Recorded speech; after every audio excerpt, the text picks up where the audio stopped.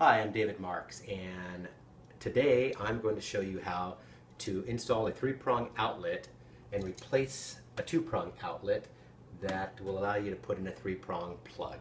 So the first thing you need to do is make sure that your power is off so you don't get shocked. And for that you can use a battery tester.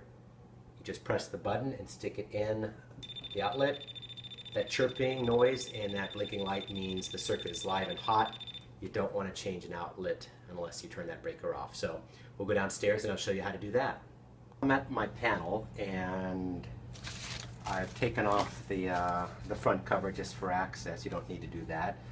And fortunately, I've already gone ahead and noted which breaker I needed to turn off. So I just have to count down and find the right breaker.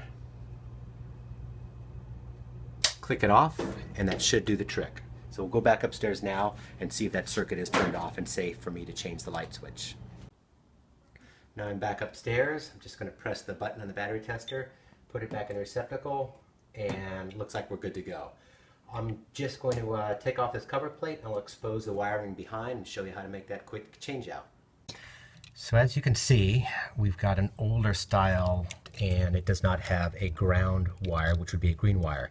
But what we have are the white wires, which are neutral, the black wires, which are hot. Typically, you might just see one black, but what we're going to do is basically match what we see here.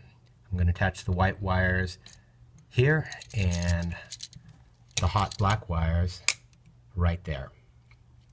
And since we don't have a green wire, which would normally go and get attached to this ground here, we are simply going to just reattach the white and the black and pop it back in the hole. So now I've started to reattach the wiring, and one thing to keep in your mind is that you always want to put the hot on the gold screws and the neutrals on the silver screws.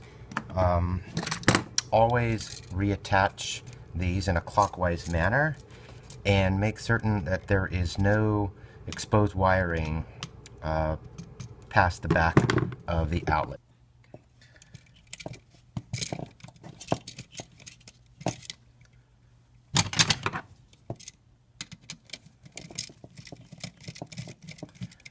So we're just going to tighten down that one hot wire, and then we're going to tuck in the next one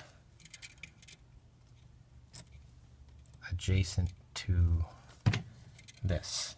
Now keep in mind, if you're uncomfortable getting in this electrical box here, or if your wiring looks a little suspect and this sheathing here is at all deteriorated, then you better call in the cavalry and hire a professional, get an electrician or a handyman to come in, because you don't want to have loose connections which can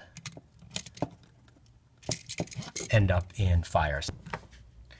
Alright, so I'm down to the final wire, and we'll get this neutral put on the silver screw. Make sure it's nice and tight. Alright, so now I've made all the connections. Again, I've got the hot black wires on the gold screws and the neutrals on the silver screws. This green screw is where the ground would be if this was a grounded Romex. But since we're dealing just with replacing a two-pronged outlet, we don't have a ground. Keep in mind that even though we have a three-prong outlet now, it is not a grounded outlet, so you do not want to use any electronic equipment like computers or TVs plugged into here unless you have a surge protector plugged in first.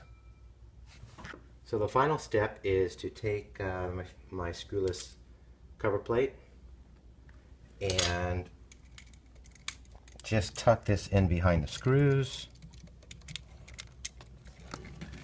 We're going to screw these back into these original holes here, and this cover gets popped on afterwards for a nice, clean, updated look.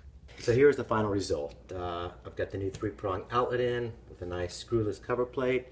It's a job that should take you around 15 to 20 minutes if you've got any comfort level with tools, and if not, make sure to get a licensed electrician or a good handyman to come in and do it for you.